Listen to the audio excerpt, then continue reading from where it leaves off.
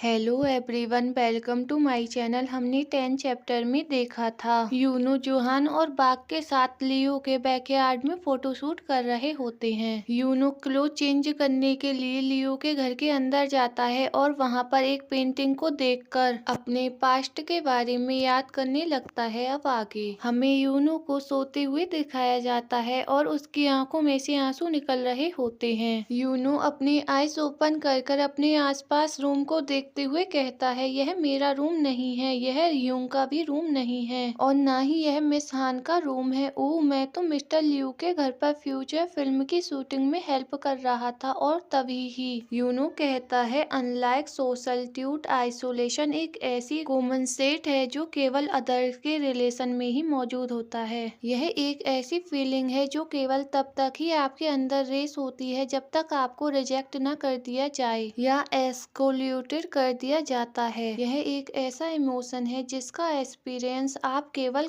नहीं कर सकते। इस रचना को देखते हुए शायद आपको उन इमोशंस की याद आ जाए जिसका एक्सपीरियंस हर कोई लाइफ में एक ना एक बार जरूर करना चाहता है। उन चीजों के लिए एक लालसा और ईर्ष्या जो गर्मजोशी से भरी हो, ब्यूटीफुल हो और आपसी लव से परिपूर्ण हो, और उनके साथ आइसोलेशन फीलिंग भी जुड़ी हो। आपको यह जानकर भी थोड़ी राहत मिल सकती है कि आपने जिन सिंपल फीलिंग को छुपाने की कोशिश की थी, ये सिर्फ आपकी ही नहीं थी। हम आर्टिस्ट के आइसोलेशन के माध्यम से आपको यह कंसर्न मिल सकता है। सूकी किम के रिव्यू में मेरी पेंटिंग का शब्दों में डायरेक्ट ट्रांसलेशन हुआ। मुझे अवार्ड जीतने से कहीं अधिक जिस बात ने इमोशनल कर दिया वह थी फाइनली सब कुछ समझ आने वाली फीलिंग। उस टाइम मुझे जो कुछ भी याद था वह सब क्वेश्चनिंग हो गया। मुझे आज भी अच्छी तरह से याद है कि कैसे मैंने दरारों के पार हाथ बढ़ाकर पहली बार अपने आप से बाहर किसी चीज से कॉन्ट्रैक्ट स्थापित किया था।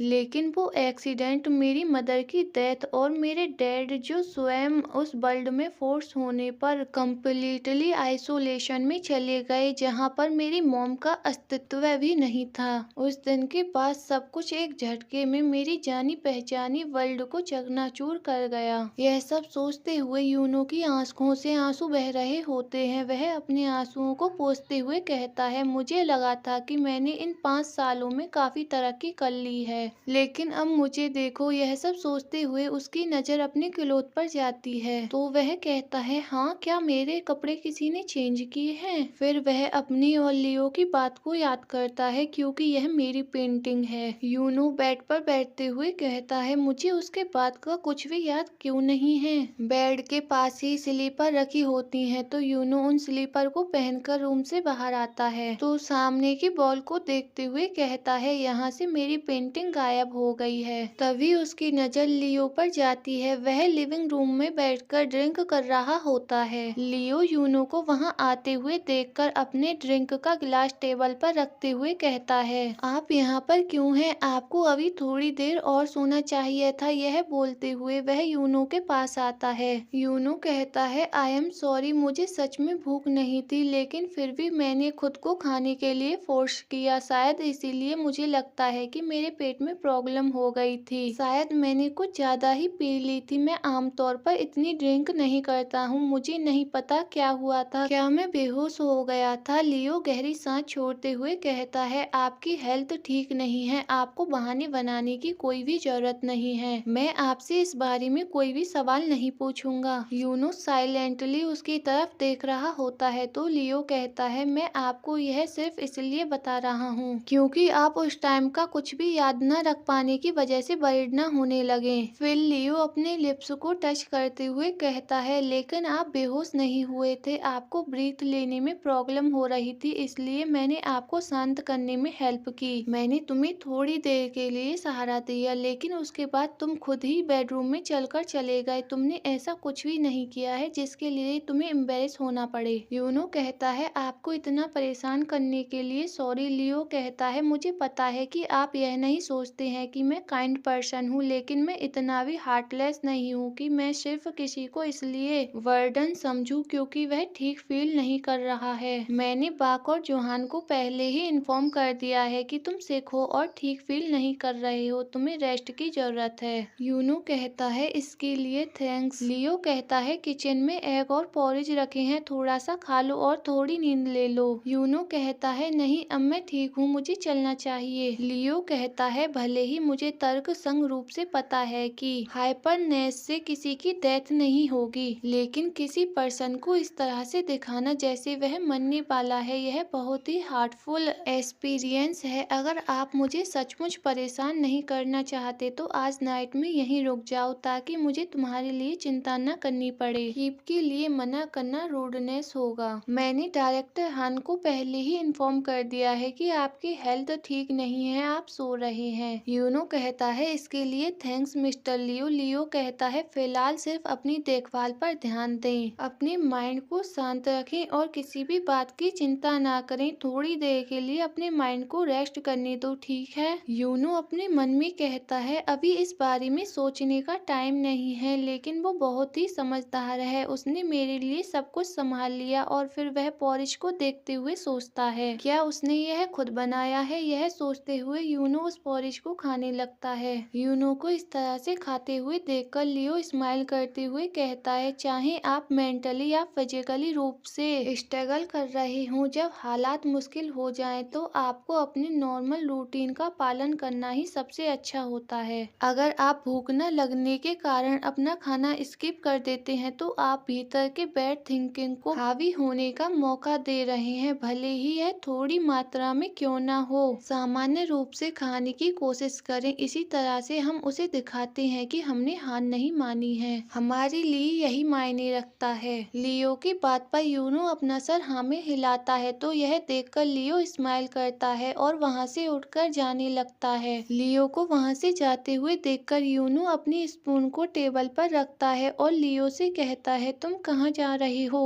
लियो कहता है आपके लिए ब्लैंकेट लाने के लिए। यूनो के हैंड शिवर कर रहे होते हैं। यूनो अपने हैंड को पकड़ते हुए कहता है मैं ठीक हूँ, मुझे ठंड नहीं लग रही है। लियो कहता है क्या आप नहीं चाहते हैं कि मैं यहाँ से जाऊँ। यह बोलकर लियो अपने स्वेटर को उतारने लगता है और उसे उतारते हुए कहता है कम से कम इसे तो पहन लो। यूनो कहता है नहीं सच में मुझे ठंड नहीं लग रही है। लियो यूनो की कोई भी बात नहीं सुनता और अपने स्वेटर को यूनो को पहनाते हुए कहता है बस मेरी बात सुनो, आपकी तबीयत ठीक नहीं है और बारिश हो रही है, इसलिए आपकी बॉडी का टेम्परेचर डाउन हो गया है। अभी आपको इसके बारे में पता नहीं चल पा रहा है। यूनो स्वेटर को देखते हुए अपने मन में कहता है यह अभी भी गर्म है और फिर पॉलिश खाते हुए सोचता है उसका स्वेटर मुझे सुकून का एहसास करा रहा है, शायद मुझे सच में ठंड लग रही थी। सीन शिफ्ट होता है और हमें कुछ टाइम बाद बाथरूम का सीन दिखाया जाता है। लियो यूनो से पूछता है क्या आपने अपने दांत क्लीन किए थे। यूनो कहता है हाँ। लियो यूनो के हैंड से टॉवल को लेते हुए यूनो के हेयर्स को पोंछते हुए कहता है